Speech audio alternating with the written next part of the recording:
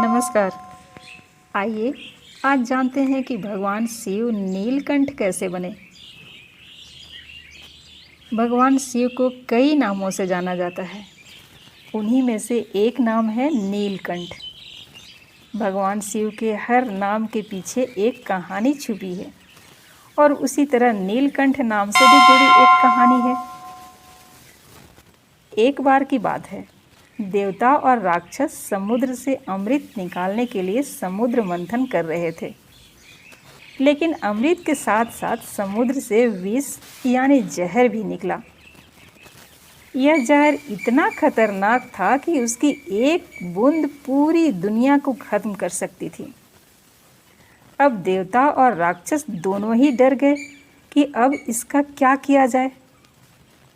फिर वो भगवान शिव के पास गए। उन्होंने भगवान शिव को सारी बात बताई। भगवान शिव ने फैसला किया कि वो उस विष को पी जाएंगे। भगवान शिव ने विष का घड़ा उठाया और सारा विष पी लिया। लेकिन भगवान शिव ने उस जहर को अपने कंठ में ही रख लिया, उसे गले से नीचे नहीं उतारा। जहर के कारण भगवान शिव का गला नीला पड़ गया और यही कारण है कि उनका नाम नीलकंठ पड़ा। नमस्कार। भगवान राम ने हनुमान जी को मृत्यु दंड क्यों दिया था?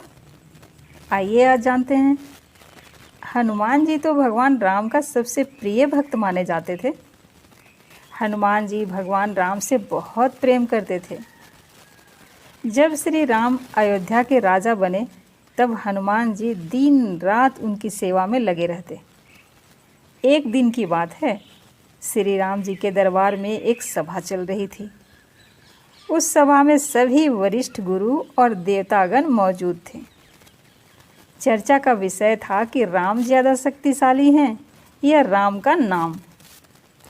सब लोग राम को अधिक शक्तिशाली बता रहे थे और नारद मुनि का कहना था कि राम नाम में ज़्यादा ताकत है। नारद मुनि की बात कोई सुन ही नहीं रहा था। हनुमान जी इस चर्चा के दौरान चुपचाप बैठे हुए थे।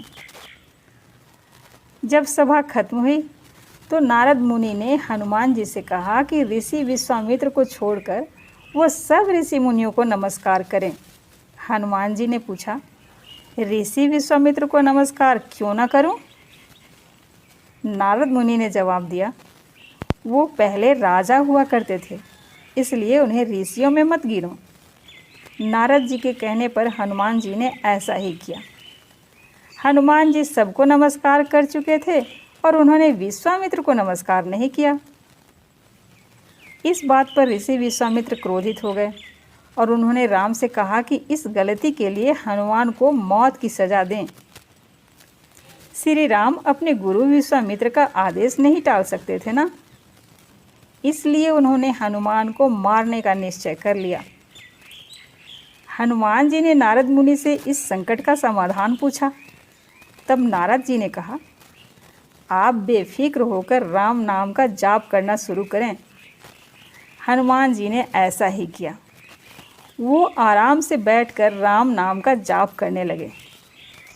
श्री राम ने उन पर अपना धनुष बाण तान दिया। साधारण तीर हनुमान जी का बाल भी बांका न कर सके। जब हनुमान जी पर श्री राम के तीरों का कोई असर नहीं हुआ तो उन्होंने ब्रह्मांड के सबसे शक्तिशाली शस्त्र ब्रह्मास्त्र का उपयोग किया। लेकिन राम नाम जपते हुए हनुमान पर ब्रह्मास्त्र का भी कोई प्रभाव नहीं पड़ा। बात को बढ़ता देख नारद मुनि ने ऋषि विश्वामित्र जी से हनुमान जी को क्षमा करने को कहा। तब जाकर विश्वामित्र जी ने हनुमान जी को क्षमा किया।